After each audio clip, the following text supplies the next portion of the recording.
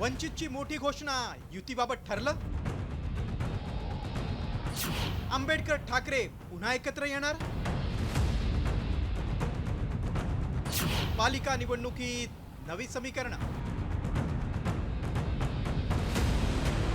राज्यात ठाकरे बंधूंच्या युतीसोबतच पुन्हा शिवशक्ती भीमशक्ती एकत्र येण्याच्या हालचाली सुरू झाल्या.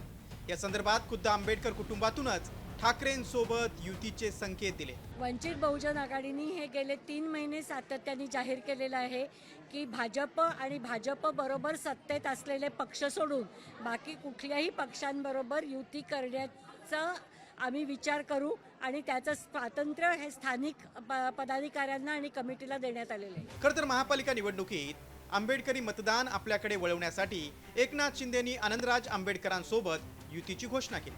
तर दुसरीकडे राज ठाकरेंसोबत युती होण्याचं जवळपास निश्चित असलं तरी मराठी मतांसोबतच दलित मतं आपल्याकडे वळवण्यासाठी उद्धव ठाकरे उत्सुक आहेत. मात्र आंबेडकर महाविकास आघाडीतील काँग्रेस आणि राष्ट्रवादीपेक्षा ठाकरेंशी युती करण्याची शक्यता अधिक आहे. त्याची कारणं काय आहेत ते पाहूया. प्रकाश आंबेडकरांकडून शरद पवारांचा भाजपचा हस्तक असा उल्लेख, त्यामुळे राष्ट्रवादीत नाराजी. लोकसभा निवडणुकीतील अनुभव पाहता काँग्रेससोबत युतीची शक्यता कमी. मवियातून बाहेर पडल्यानंतर उद्धव ठाकरेंनी आंबेडकरांवर टीका करणं टाळलं. प्रबोधनकार ठाकरे आणि बाबासाहेब आंबेडकरांच्या विचारांचा वारसा हा समान धागा. खरं तर 2019च्या लोकसभा निवडणुकीत 42 लाख मतं मिळवणारा वंचित फॅक्टर चर्चेत आला. तर पुढे शिवसेनेच्या फुटीनंतर 23 जानेवारी 2023 मध्ये ठाकरे आणि आंबेडकरांनी युतीची घोषणा केली.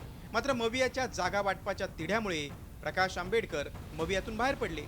मात्र आता आगामी स्थानिक स्वराज्य संस्थेच्या निवडणुकीच्या पार्श्वभूमीवर प्रकाश आंबेडकरांनी युतीचे संकेत दिले.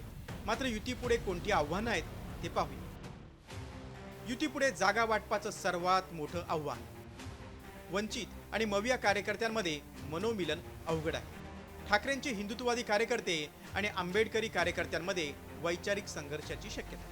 ठाकरे आणि आंबेडकरांचा मुंबई, अकोला, संभाजीनगर, लातूर, सोलापूर आणि नांदेडमध्ये प्रभाव आहे.